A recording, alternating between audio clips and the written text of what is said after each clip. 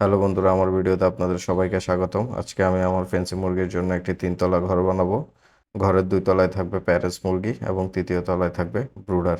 ঘরটি তৈরি করতে আমি ইতিমধ্যে যাবতীয় কাঠ এবং জিনিসপত্র তৈরি করে রেখেছি এবং আপনাদেরকে একটা স্কেচ দেখাচ্ছি ঘরটা কিভাবে তৈরি করব, সেটার আগে থেকে একটা ধারণা পেয়ে যাবেন। চলেন তাহলে আল্লাহর নামে শুরু করি। প্রথমে খুঁটির জন্য 7 ফিটের 6টি এবং সামনে পেছনের জন্য 6 ফিটের মোট 3টি করে 6টি এবং দুই পাশে দেওয়ার জন্য 3 ফিটের চেয়ে ধরেন 4 ইঞ্চি করে বেশি নিয়ে 3টি করে 6টি কাঠ আমরা কেটে নিব। যেহেতু কাঠগুলো আমার 2 ইঞ্চি বাই 2 ইঞ্চি, সো 3 ফিটে যে কাঠগুলো আছে সেগুলো আমরা দুই পাশে একটি একটি করে পকেট কেটে নিব, যাতে আমরা সহজে তার কাটা দিয়ে কাঠগুলো খুঁটির সাথে লাগাতে পারি। কাজের সুবিধার্থে আমি এটি মাটিতে রেখে কাজ করতেছি। প্রথমে দুইটা খুঁটির সাথে আমি 4টা ডান সাইডের কাঠগুলো লাগিয়ে নিব। প্রথমটা 4 ইঞ্চি গ্যাপে, যেহেতু আমার খুঁটি হবে 4 ইঞ্চি, এবং পরের দুইটি 2.5 ফিটের গ্যাপে আমি লাগাবো। আমার প্রতিটা কক্ষের হাইট থাকবে 2.5 ফিট করে, এবং বাকি যে বুডারের হাইটটা আছে ওইটা বাকি যা থাকে তাই দিয়ে দিব। আশা করি 1.5 ফিটের মতো থাকবে।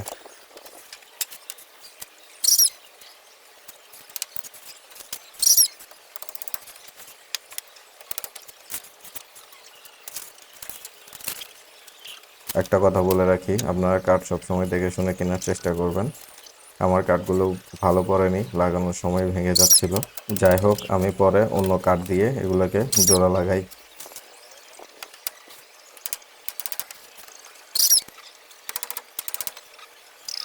যেহেতু আমি মুরগি তুষে পালবো, তাই আমি চারপাশে 8 ইঞ্চি করে উচ্চতার বেষ্টনী দিব, যাতে তুষগুলো বাইরে পড়ে না যায়।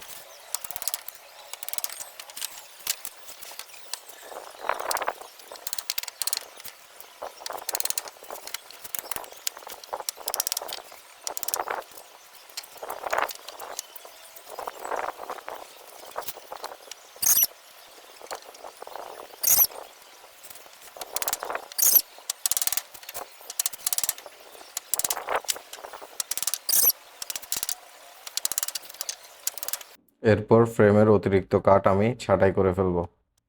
এখন আমি ডান ও বাম সাইডের ফ্রেমগুলো খাড়াভাবে দাঁড় করিয়ে পিছনের কাঠগুলো লাগাবো। এখানে আমি 6 ফিটের লম্বা লম্বা 4 ইঞ্চি বিশিষ্ট কাঠগুলো ব্যবহার করতেছি, যাতে পিছনে আবার সেম দুই পাশের মতো 8 ইঞ্চি হয়।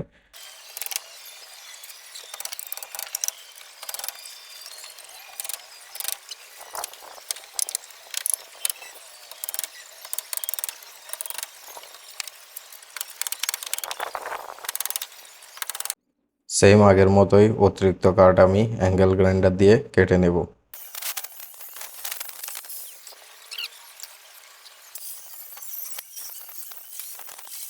সন্ধ্যা পর্যন্ত আমি এই পর্যন্ত কাজ শেষ করি এবং পুরো ফ্রেমটাকে দাঁড় করিয়ে আমি সামনের কাঠগুলো লাগিয়ে নিই। এরপর নিচে আমি 4টা খুঁটি লাগাই লম্বালম্বি করে, যাতে উপরে পাটাতনগুলো বসাতে পারি। গত রাতে সকল খুঁটি লাগানোর পর পরের দিন সকালে এসে আমরা পাটাতন লাগানোর কাজগুলো শুরু করি এবং নিচের পাটাতনগুলো আমরা সম্পূর্ণভাবে লাগিয়ে ফেলি।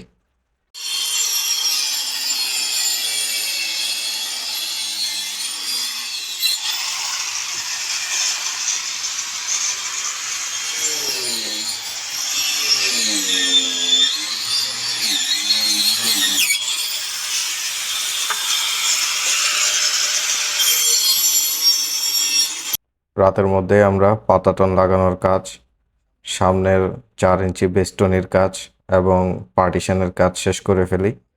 আমরা পার্টিশনে বাতাস চলাচলের জন্য 1/2 ইঞ্চি করে গ্যাপ রাখি এবং সামনের দরজা লাগানোর জন্য একটা একটা করে খুঁটি লাগিয়ে দিই, এবং দরজার জন্য আমরা গ্যাপ রেখেছি 1.5 ফিট। উপরে ব্রুডারের কাজও আমরা মোটামুটি শুরু করে দিয়েছিলাম। মোটামুটি 1 সপ্তাহ কাজ বন্ধ রাখার পর আমি নেটের কাজগুলো শুরু করেছিলাম। নেটগুলো আমি পিন প্যারাক দিয়ে লাগাই। নেট লাগানোর পরে আমি উপরে চালের জন্য 3টি খুঁটি লম্বালম্বি করে দিই এবং 3টি আড়াআড়ি করে দিই। আমরা রাতের মধ্যেই টিন লাগিয়ে ফেলবো।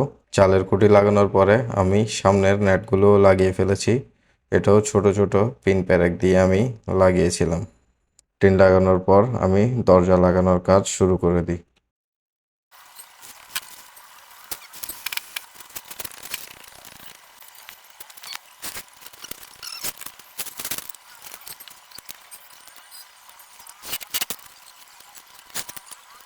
পরদিন মোটামুটি আমাদের খাঁচাটা রেডি হয়ে গেছে।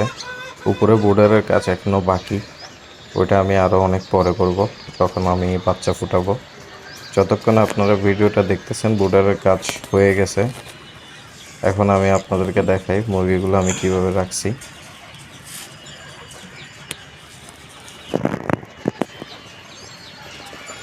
এ হচ্ছে বোর্ডারের অবস্থা, বোর্ডারের হাইট এবং বোর্ডারের চারপাশে দেখতে কীরকম। তাপমাত্রা কম রাখতে টিনের নিচে আমি ফয়েল শিটও ব্যবহার করছি। ভিডিওটি দেখার জন্য সবাইকে ধন্যবাদ। যদিও আমি ভালো কোয়ালিটির ভিডিও বানাতে পারি না, অথবা আপনাদেরকে ভালো কোয়ালিটির ভিডিও দিতে পারি না, তাও যত সম্ভব চেষ্টা করছি। আপনারা আমার ইউটিউব চ্যানেল লাইক, শেয়ার এবং সাবস্ক্রাইব করে আমার পাশে থাকবেন, যাতে আমি আরও ভালো ভালো ভিডিও আপনাদেরকে দিতে পারি। ধন্যবাদ। খুদা হাফেজ। আসসালামু আলাইকুম।